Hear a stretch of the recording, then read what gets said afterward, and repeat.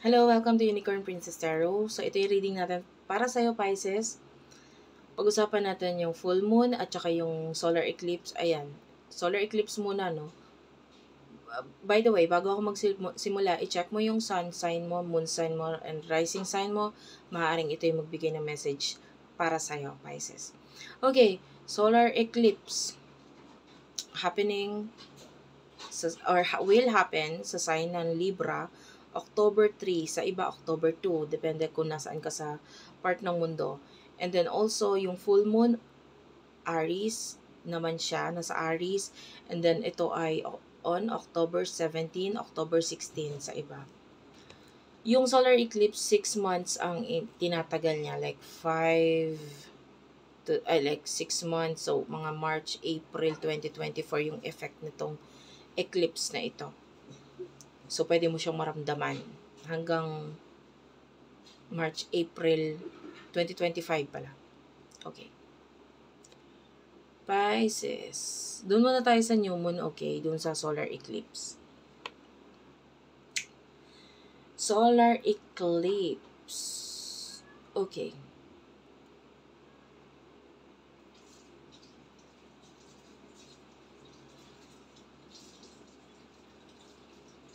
So, it's happening in your, 8th house. Nandito kasi ang conjunction. Ang kasama ng solar, ng moon and sun is the Black Lilith and the South Node. Nasa sign ng Libra. And also the Mercury. Okay? So, yung iba sa inyo, solar eclipse can bring transformation, ending, new beginnings. Depende sa'yo. Okay? So, yung iba sa inyo, maybe something in the past, ang pwedeng mag-end or magkaroon ng new beginning. Okay?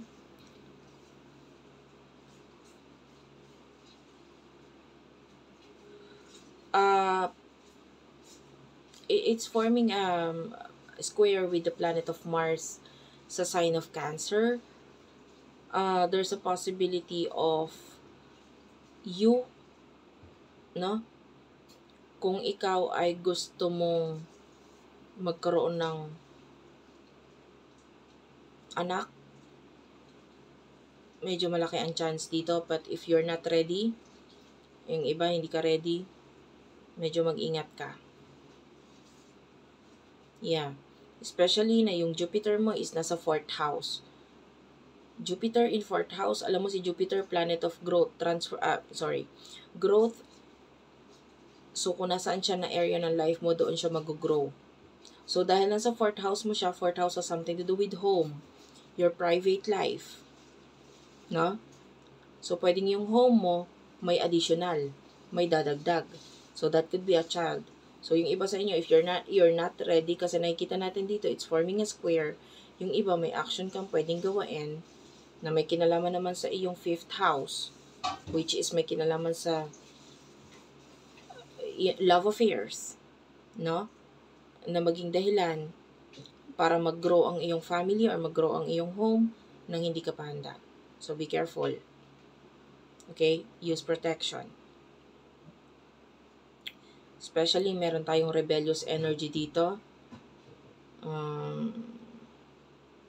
So, might be may mga bagay kang gustong gawain ng aksyon na bawal. Pakikipag-communicate, pakikipag-connect sa past person, past people na hindi pwedeng ka-connect kasi that's an ex already. Pwedeng ganun. And if you're already in a relationship, then there's a possibility of a third party situation na ma-form during this new moon. Especially new moon has something to do with new beginnings. And with the past, with the South Node and the Lilith here, so it's forming like connection, communication, relationship with the past person, kaya lang hindi pwede. And maybe yung iba sexual connection. Okay?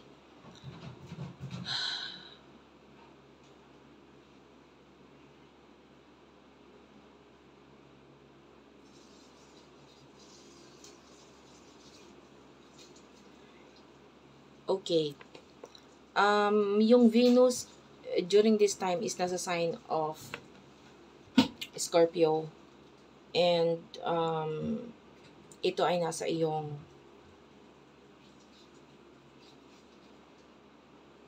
ninth house. So, ninth house, well, if you're still studying, nag-aaral ka, or may mga tao ka nakaka-connect na may kinalaman sa ikaw, nag-gain ka ng knowledge about isang bagay, like maybe skills. So, pwede magkaroon ng interest itong mga taong ito sa'yo. Okay? For example, yung iba naman kasi 9th house also has something to do with pagta-travel. Maybe while you are traveling, or someone na malayo sa'yo ang pwedeng magbigay ng attraction or ma-attract sa'yo. Okay? Kaya lang ikaw, or some of you, if you're in a relationship, there's a possibility na malayo itong karelasyon mo sa'yo. Like, pwedeng kailangan niya mag-travel. Okay? And ikaw, pwede magkaroon ka ng limitasyon sa kanya kasi once na mag-travel siya or mapalayo siya sa'yo, then hindi na kayo masyadong makapag-usap. You know, hindi na masyadong magkaroon ng actions together. You know what I mean? And some of you, especially that it also that the Mars is forming a trine with the Saturn. So, if you are already pregnant and the high chance of you getting pregnant, pwede magkaroon ng limitasyon sa sarili mo. May mga bagay kang hindi pwedeng gawain, hindi ka pwedeng mag-travel, hindi mo pwedeng gawin to. Yan because of you being pregnant. Okay? And, yeah, big change pagdating sa pakikipag-communicate mo, pakikipag-connect mo sa iba.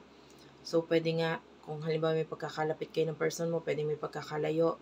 There's unpredictable change dito pagdating sa way ng pakikipag-communicate mo with your siblings, pagdating sa pakikipag-communicate mo with maybe with your friends, with your neighbors. And ikaw ito, more like ang limitation kasi nasa sarili mo eh. May mga bagay kang hindi basta-basta pwedeng gawain ngayon. And dahil may mga restrictions, may mga limitasyon. Okay? And kung ano man yung mga bagay na nag-end in the past, like, you know, your Pluto, ito kasi nasa 12th house mo eh, no? Pluto is about transformation, ending. It's very, you know, very mystical and very, anong tawag dito? Intense. Nasa 12th house siya. Ngayon, bumabalik siya sa sign of Capricorn. Actually, yung pagbabalik ng Pluto sa sign of Capricorn, hindi mo na ito mararanasan. Hanggang November 2024 mo na lang siya mararanasan. So, susunod na pagbalik niya sa Capricorn is 2 centuries. So, 200 years yun, mahigit. Patay ka na nun. Wala na tayo nun. So, ano yung areas of, eto, nagkakaroon ng retrogrades. Uranus, Pluto, Chiron, asteroid Chiron, Neptune, lahat yan nagkakaroon ng retrograde. So, may mga bagay na nabago na, nag-transform na, natapos na sa buhay mo. So, might be, it's that time for you na mag-heal. It's the time for you na mag-focus sa future, mag-focus sa new beginnings, mag-focus sa kung ano pa yung mag-grow sa buhay mo. Nangyari na eh. Hindi mo na mababalik yun. Okay? So, focus tayo sa sumunod na na pangyayari, which is the full moon, October 17, October 16 in the sign of Aries. Okay. Yung full moon na ito kasi this is happening, or this will happen in your second house. So, full moon in there. Maganda to kasi nandito katabi niya si Chiron, sa sign of Aries. So, nakikita natin yung tinutulungan mo rin naman yung sarili mo and yung mga tao sa paligid mo. Tumutulong din naman sila para mai-align mo or para magkaroon ng big transformation, changes sa'yo, and healing para sa'yo. Okay? Pagdating sa finances, sa career, nakikita natin na unti-unti na itong nag-work out or unti-unti na nababawi, naaayos, nababago. Ayan. And, like, this is like change for the better. And,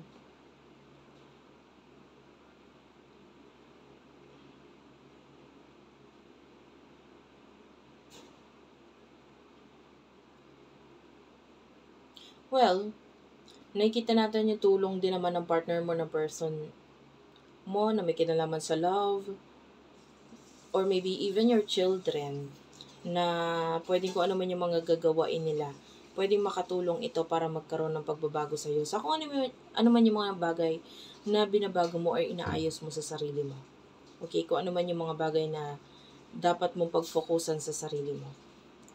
And pwedeng sila na rin yung tumulong sa'yo na magbigay ng limitasyon kung bakit kailangan hindi mo pwedeng gawin yung isang bagay kasi makakasama yun sa'yo. Like, they will help you. Okay?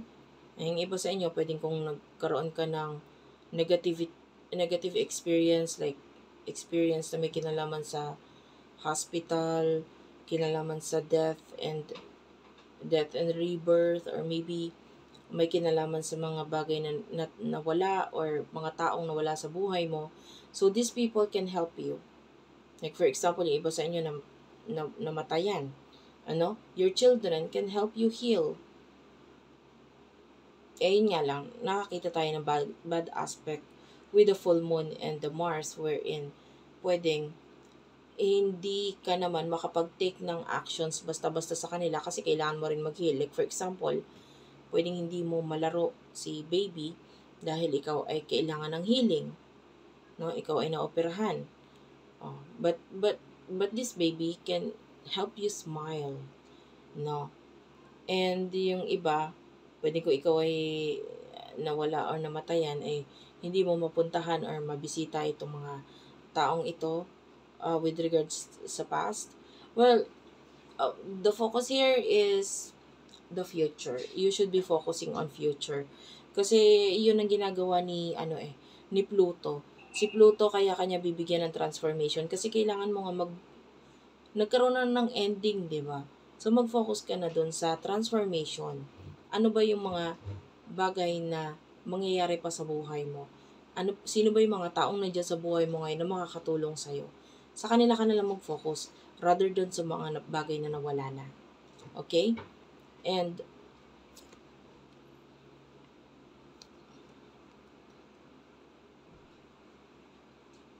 yeah, high chance of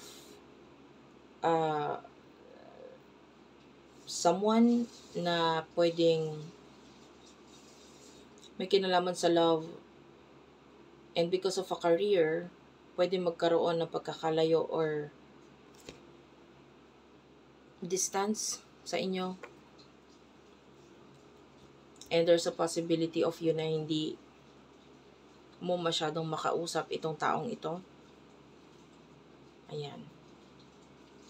So, yeah, that's it for now. Thank you for watching. Hopefully, ay nakakuha kayo ng message nyo doon, nabigyan ko kayo ng guidance. Please do like and subscribe.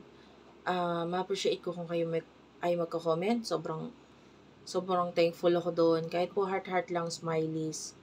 Positive comments will do. I wish you well, I wish you luck, and yan. Hopefully maging okay ang October 2025 ninyo. Okay, feel free to share guys itong video natin. And pahit na rin ang notification bell. Bye-bye.